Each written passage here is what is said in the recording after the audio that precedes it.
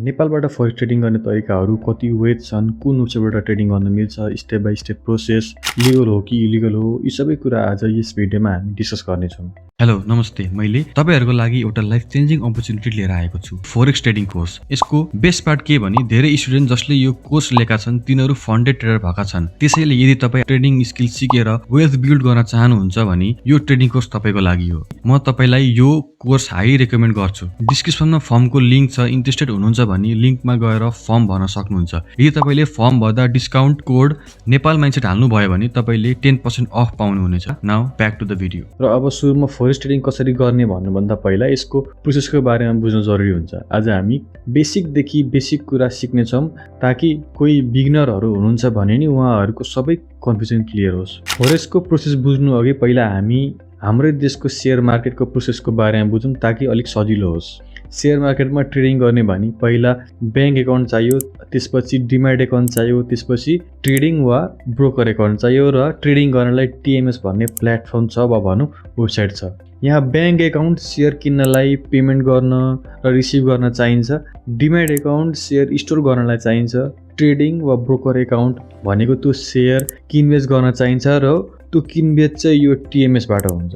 यहाँबाट एउटा कुरा नि छैन भने नेपाल सेयर मार्केटमा ट्रेडिङ गर्न पाइँदैन।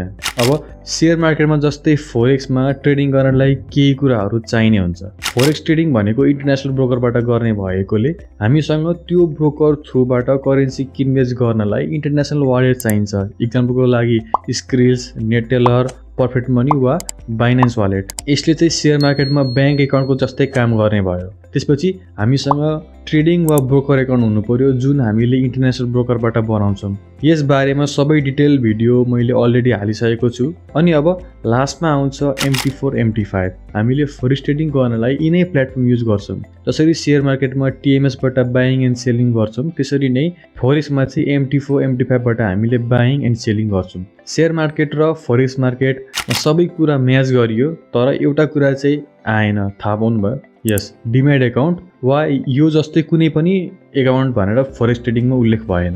डिम्याट एकाउन्ट भनेको हामीले किनेको इक्विटी युनिट्सहरू स्टार्ट गर्न चाहिन्छ, तर फरेक्स ट्रेडिङ भनेको त हामीले फ्युचरमा प्राइस कति हुन्छ भनेर प्रिडिक्ट मात्रै गरेको हो। हामीले केही कुरा किनेर ओनरसिप पाएकै होइन। त्यसैले फरेक्समा चाहिँ केही पनि कुराहरू स्टार्ट गर्नु नपरेकोले डिम्याट एकाउन्ट जस्तो कुनै एकाउन्ट हुनु पर्दैन।